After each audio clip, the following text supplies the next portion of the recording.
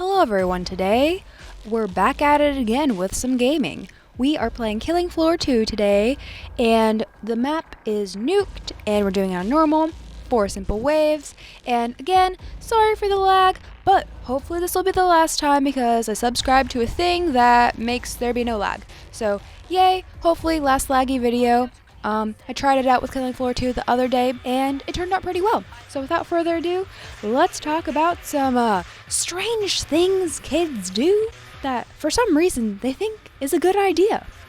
So, first one is drawing on the carpet or the walls. Why would you do this? Especially if you're like you're a kid and you have paper and like crayons or whatever right next to you.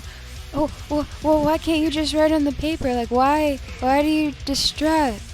Why do you destroy? Vandalism? Why? I don't understand. I mean, maybe there's an allure to drawing on something you know you're not supposed to, which I can slightly relate to, because, I don't know, I drew on a wall 1 or 2 times when I was a kid, but then again, it wasn't because I was being malicious or rebelling against my parents. It's because I saw it on like a movie or a TV show or something, and I was like, oh, a little kid's drawing on the wall?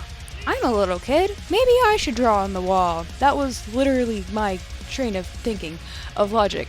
Another time, like, I drew on the carpet with, again, like, my drawing notebook was right next to me, and it was, like, with crayons, and I have no idea why I just, like, started doodling on the carpet, and then my mom, she caught me, and she was like, what are you doing? And I said something like, I don't know, or nothing, and then my mom asked me, like, point blank, are you coloring on the carpet? And I was like, no. And you know how little kids, like, look down, and they shrug their shoulders, and they, like, conceal into themselves, and they're like, no. Yeah, that's probably what I did.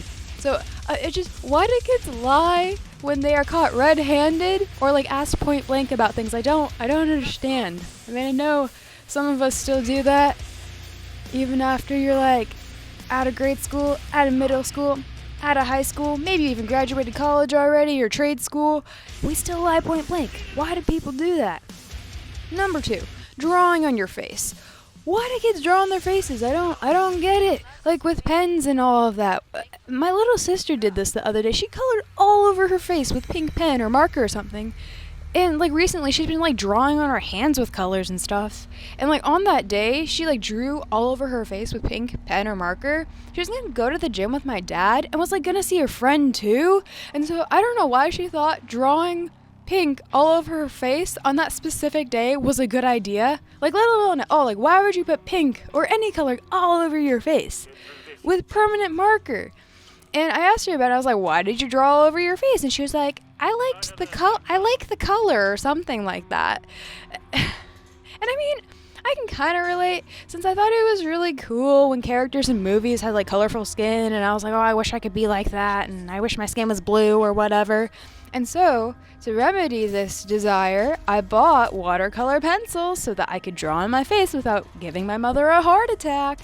But not all kids are as conscientious as I was, so to fix this, as a parent, I would probably give my kids watercolor pencils early on so that they actually learn that if you want to draw on your face, if that desire so comes upon you, you can use things that wash off very, very easily and aren't toxic for your skin.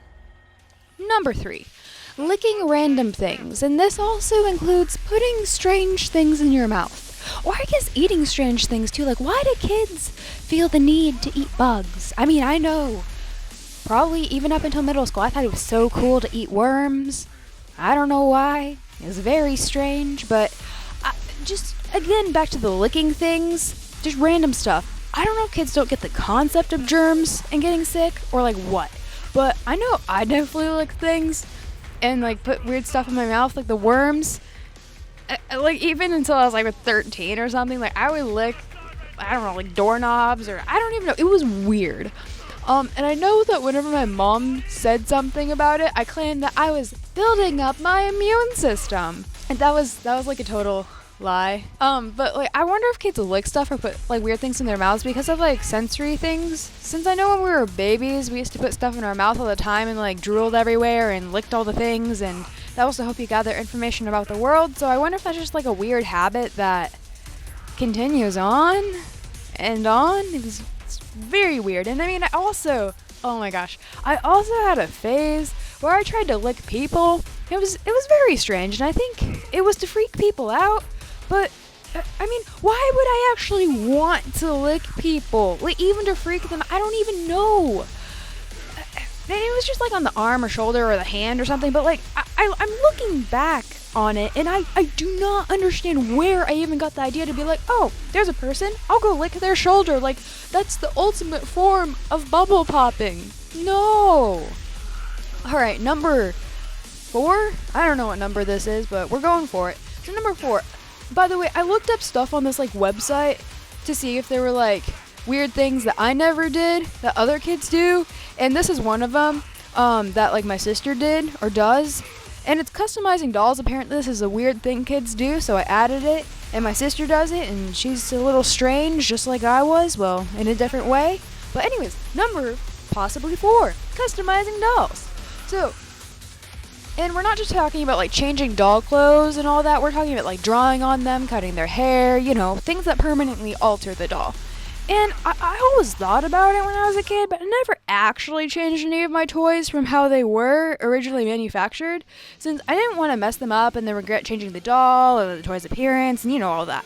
But my sister, she draws on her dolls all the time, and she likes to scribble lines on their legs and mess up their clothes and like put colors on them with permanent marker, and just she completely ruins these $20, $30, $40 dolls and makes them look so trashy and gross and worn out. But I mean, they are her toys, and I mean, she likes it and it makes her happy. So I mean, really, who am I to say it looks bad or trashy when it makes her happy? And because of that, I'm not sure what I would actually do as a parent, because kids, they need to be able to be creative and express their imagination. So I guess even though I don't necessarily agree with scribbling all over your toys, since to me that's being disrespectful to your possessions and is making your nice things look not nice anymore, I guess I wouldn't freak out or anything, or stop my kid or push my opinions on them. And I mean, all that matters is that they're happy, and if decorating their dolls and making them look weird makes them happy, then I'll be happy for them. But also, if they permanently alter their doll and they're like, oh, Mom, it looks awful, honestly, I don't know how empathetic I would be, since, I mean, it's kind of your fault. You live and you learn. And when I was editing, I realized this was way too long.